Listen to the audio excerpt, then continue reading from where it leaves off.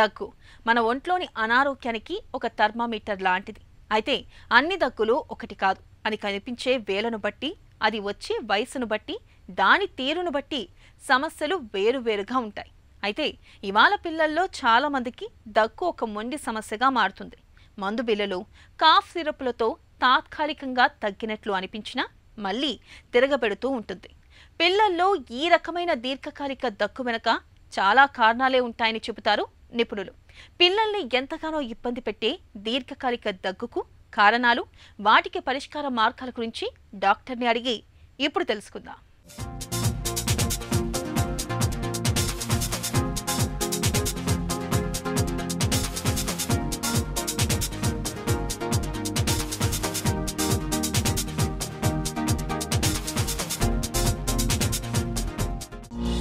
పిల్లల్లో దగ్గు ఎందుకు వస్తుంది? దగ్గు అన్నది మనకేంటంటే ఒక న్యాచురల్ ప్రొటెక్టివ్ రెస్పాన్స్ లాంటిది. లెట్స్ మన బాడీ, మన లంగ్స్ ఆర్ మన ఎయిర్వేస్ ఏదైనా స్టిమ్యులస్కి ఎక్స్పోజ్ అయితే, for example physical stimulus, chemical stimulus, infection, allergy పరంగా దేనికైనా మనం ఎక్స్పోజ్ అయితే మనకి కాఫ్ ఒకటి క్రియేట్ అవుతుంది.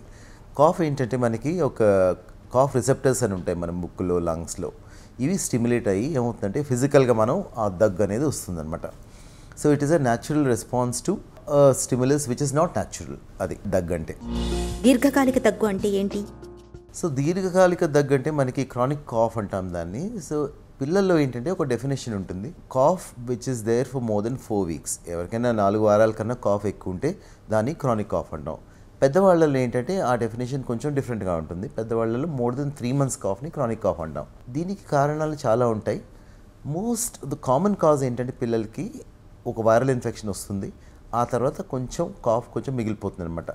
ఇది the most common cause of a chronic cough. Second ఏంటంటే మనకి పిల్లలకి ఎలర్జిక్ కాఫ్ అని ఉంటుంది, మన ఆస్మా టైప్ అంటాం కదా, అలాంటి కాఫ్స్ ఏమో second most common of cause for chronic cough అనమాట. థర్డ్ ఏంటంటే వీళ్ళకి ముక్కు దిబ్బడం వల్ల, లేకపోతే ఎలర్జిక్ రైనైటిస్ వల్ల, లేకపోతే ఈ టాన్సిల్స్ అడ్నాయిడ్స్ వల్ల కొంచెం పోస్ట్ నేసల్ డ్రిప్ అనే కాఫ్ ఒకటి ఉంటుంది. అది కూడా మనకి ఏంటంటే that can lead to chronic cough. ఇంకా కొంచెం ముందుకెళ్తే ద మోర్ వరింగ్ కండిషన్స్ ఏముంటాయంటే మనకి క్రానిక్ బ్రాంకైటిస్ అని, బ్రాంకియక్టిసిస్ అని కొన్ని ఉంటాయి. దాంట్లో ఏమవుతుందంటే లంగ్ కొంచెం డ్యామేజ్ అయ్యి ఆ మ్యూకస్ చేరుకొని ఆ కాఫ్ అలా అక్యుములేట్ అవుతూ ఉంటుందన్నమాట. అది one of the more serious conditions అని మనం చెప్పుకోవచ్చు. దెన్ దీంతో పాటు ఏంటంటే కొన్ని రేరర్ కండిషన్స్ ఉంటాయన్నమాట మనకి కాఫ్ రావడానికి. కొన్ని ఇమ్యూనిటీ పరంగా వచ్చే కండిషన్స్, ఇమ్యూనిటీ సరిగా లేక వచ్చే కండిషన్స్, ఇవి కూడా కొంచెం క్రానిక్ కాఫ్ అంటే ఈ దీర్ఘకాలపు కాఫ్ని కూడా కాజ్ చేయవచ్చు. సో మనం ఏంటంటే కొంచెం careful history taking, medical examination చేస్తే 90% ఆఫ్ ద టైం మనకు ఒక డయాగ్నోసిస్ వస్తుందన్నమాట క్రానిక్ కాఫ్. సో కరెక్ట్గా ఐడెంటిఫై చేసుకోవడం, ఇది సింపుల్ క్రానిక్ కాఫా లేకపోతే ఇంకొంచెం మనం ఏమైనా ఇన్వెస్టిగేట్ చేయాలా, ఇది మనం డిసైడ్ చేసుకోవచ్చు. దీర్ఘకాలిక దగ్గులో మళ్ళీ రకాలు ఉంటాయా? మనం ఈ దీర్ఘకాలిక కాఫ్ లేదా క్రానిక్ కాఫ్ని మనం 2 విధాలా డివైడ్ చేసుకోవచ్చు. అదేంటంటే ఒకటి డ్రై కాఫ్ అని, ఒకటి వెట్ కాఫ్ అంటాం అనమాట. డ్రై కాఫ్ ఏంటంటే మనకి ఎక్కువ ఇది మన ఫ్లెమ్ అంటాం కదా, లేకపోతే తెమెడా అంటాం కదా, అది ప్రొడ్యూస్ అవ్వదు, కాఫ్ కొంచెం డ్రైగా ఉంటుందన్నమాట. ఈ వెట్ కాఫ్ అంటే ఏంటంటే కొంచెం బాగా ఏదో చెస్ట్లో ఏదో ఉన్నట్టుగా, ఫ్లెమ్, స్ప్యూటమ్ అంటాం కదా, అది లోపల ఉన్నట్టుగా మనకి ఫీలింగ్ ఉంటుంది, వినిపిస్తుంది కూడా. సో మనం కొంచెం కేర్ఫుల్గా పరిశీలిస్తే, వింటే కేర్ఫుల్గా, దెన్ దాన్ని డ్రై కాఫ్, వెట్ కాఫ్ అని రికార్డ్ చేసుకోవచ్చు. పేరెంట్స్కి ఏమైనా డౌట్ ఉంటే ఈ మధ్యన మనకి ఫోన్స్ ఉన్నాయి, చక్కగా రికార్డ్ చేసుకొని డాక్టర్ కూడా చూపించుకోవచ్చు. సో కొంచెం మనం డిఫరెన్షియేట్ చేయడానికి.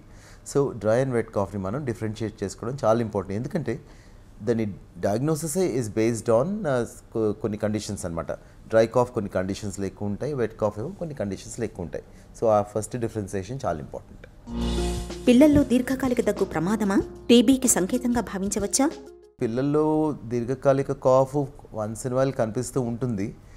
Not every situation is dangerous. So అన్నిటికన్నా మనం వరి అవ్వక్కర్లేదు. ఒకసారి మనం కేర్ఫుల్గా చూసుకొని ఒక డాక్టర్ని ఒకసారి మనం కన్సల్ట్ చేస్తే బాగుంటుంది.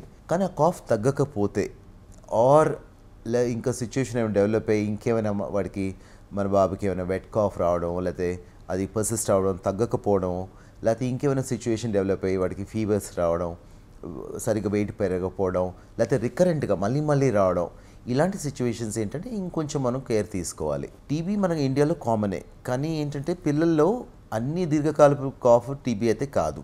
ఒకవేళ మనకి కాఫ్ తగ్గలేదు, లేకపోతే పిల్లవాడికి ఏమైనా జ్వరం ఉంది, లేకపోతే వెయిట్ లాస్ ఉంది ఆర్ తగ్గట్లేదు అంటే మనం కొంచెం టీబీ సస్పెక్ట్ చేసుకుంటారు. దెన్ ఒక ఎక్స్రే తీసి ఒక డాక్టర్ని కలిసి ఒక కేర్ఫుల్గా చేసుకుంటే మనకు కొంచెం ఆ డయాగ్నోస్ వస్తుంది. టీబీ కాకుండా మన దీర్ఘకాలపు కాఫ్స్కి చాలా కాజెస్ ఉంటాయన్నమాట. అవి మనం సిస్టమేటిక్గా ఎలిమినేట్ చేసుకొని దెన్ మనం కొంచెం కేర్ఫుల్గా ఉంటే బాగుంటుంది. దీర్ఘకాలిక దగ్గు విషయంలో ఎలాంటి పరీక్షలు చేస్తారు? సో మనకి ఫస్ట్ ఏంటంటే చేయాల్సింది మనం డయాగ్నోసిస్ ఎస్టాబ్లిష్ చేసుకోవడం. అసలు ఏంటి మన ఈ కాఫ్కి కారణం ఏంటి? ఫస్ట్ డ్రై కాఫా, వెట్ కాఫా?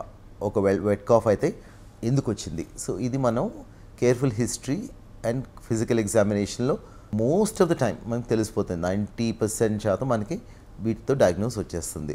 ఒకవేళ నెక్స్ట్ స్టెప్ తీసుకోవాలని మనకు తెలియట్లేదు ఎందుకు వచ్చిందంటే ఏం చేస్తామంటే ఒక ఎక్స్రే తీస్తాము.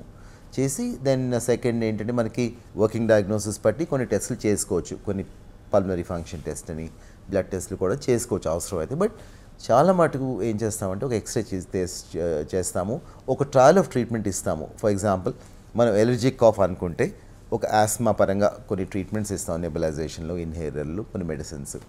ఒకవేళ ఇన్ఫెక్షన్ పరంగా అనిపిస్తే మనకి ఏంటంటే ఒక కోర్స్ ఆఫ్ యాంటీబయాటిక్స్ పెడతాం, అబ్జర్వ్ చేస్తాం. సో ఈ రెస్పాన్స్ టు ట్రీట్మెంట్ కూడా మనకి కొంచెం హెల్ప్ చేస్తుంది అనమాట. సో ఫిజికల్ ఎగ్జామినేషన్ చేసాము, ఒక ఎక్స్రే చేసాము, ట్రీట్మెంట్ ట్రై చేసాము, వీటికి కూడా మన రెస్పాన్స్ లేదంటే దెన్ ఇంకొన్ని టెస్ట్లు అవి చేసుకోవాలి. ఈ స్టేజ్ వచ్చేసరికి ఏంటంటే మీరు ఒక పీడియాట్రిక్ పల్మనాలజిస్ట్ని, ఒక స్పెషలిస్ట్ని కలిస్తే బాగుంటుంది. పిల్లలకు పదే పదే దగ్గు టానిక్లు, సిరప్లు వాడటం మంచిదేనా? మనకేదో జలుబు దగ్గు వచ్చింది, ఒక 3-4 days కాఫ్ సిరప్స్ వాడాము, అది సిచ్యువేషన్ వేరు. కానీ ఇలాంటి సిచ్యువేషన్లో ఒక క్రానిక్ కాఫ్ అంటే దీర్ఘకాలపు కాఫ్ ఉంటే ఈ కాఫ్ సిరప్స్ అవి వాడకూడదండి. బికాజ్ వీటికి వాల్యూ ఏమి ఉండదు. ఫస్ట్ ఆఫ్ ఆల్ ఈ క్రానిక్ కాఫ్ ఉంటే ఎందుకు వచ్చింది, దేనివల్ల వచ్చింది, అసలు డయాగ్నోసిస్ ఏంటి, ఇవన్నీ నిర్ధారించుకొని టార్గెటెడ్ ట్రీట్మెంట్ అంటే మనకి ఆ కండిషన్కి పనికొచ్చే ట్రీట్మెంట్ మనం స్టార్ట్ చేయాలి. వాటిల్లో ఈ కాఫ్ సిరప్స్ యూజువల్గా వాడము. మనం ఏంటంటే ఆ డయాగ్నోసిస్ బట్టి స్పెసిఫిక్ ట్రీట్మెంట్స్ పెట్టుకుంటే కొంచెం రిలీఫ్ ఉంటుంది అండ్ ఫాస్ట్గా కూడా తగ్గుతాయి ఇవన్నీ. ఈ కాఫ్ సిరప్లో వాడితే ఏంటంటే మాస్క్ అయిపోతాయి సిమ్టమ్స్.